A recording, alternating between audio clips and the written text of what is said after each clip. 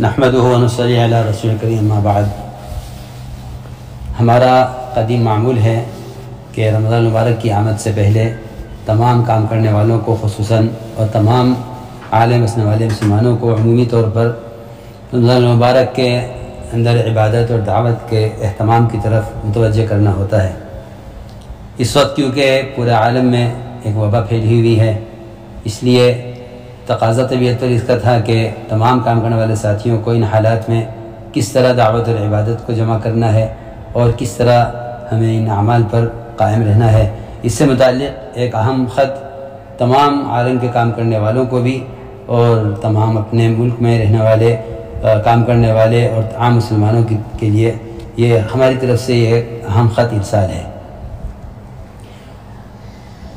میرے عزیز دوستو، رمضان المبارک دعوت اور عبادت کو جمع کرنے کا اور اللہ تعالیٰ کی طرف سے رحمت و مغفرت و جہنم سے آزادی کا مہینہ ہے۔ دعاؤں کی قبولیت اور اجسام کو گناہوں سے پاک کرنے کے لیے روزہ جسم کی زکوٰۃ ہے۔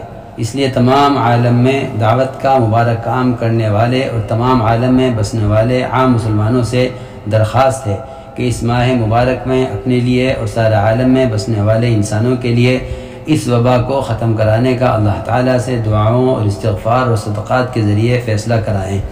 رمضان المبارک اجتماعی اعمال کا مہینہ ہے جس کا شوق و جذبہ ہر امتی کے دل میں ہے۔ اس لیے ملک و بیرون ملک میں تمام دعوت کے کام کرنے والوں سے یہ درخواست کی جاتی ہے کہ جب تک ہر ملک اور ہر علاقے کے حکام اور انتظامیہ پوری طرح پابندی ختم نہیں کر دیتی، اس وقت تک عالم بھر میں خصوصاً ہمارے دعوت کا کام کرنے والے ساتھیوں کو اپنے گھروں میں رہتے ہوئے ہی تراویح کا اہتمام کرنا چاہیے اور اس میں بھی زیادہ لوگ اکٹھا نہ ہوں۔ البتہ مساجد میں تراویح کا اہتمام انتظامیہ کی شرائط اور پابندیوں کا لحاظ کرتے ہوئے کیا جائے اور اس میں انتظامیہ کا تعاون کیا جائے، اور یہ ہم سب کی اجتماعی ذمہ داری ہے۔ دوسرا پہلو، دوسری اہم ذمہ داری وہ اعمال دعوت کی ہے، جس کا اصل طریقہ فی الوقت انفرادی طور پر گھروں میں رہتے ہوئے ایک دوسرے کو خیر کے کام پر آمادہ کرتے رہنا اور برے کاموں سے روکتے رہنا ہے۔ گھروں میں تعلیم کے حلقے بغیر تجمع اور بھیڑ کے اہتمام سے قائم کیے جائیں۔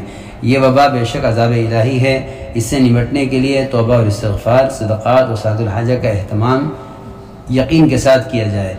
احتیاطی تدابیر، ڈاکٹروں کی ہدایات پر عمل، یقین و توکل اور ایمان کے ہرگز خلاف نہیں ہے۔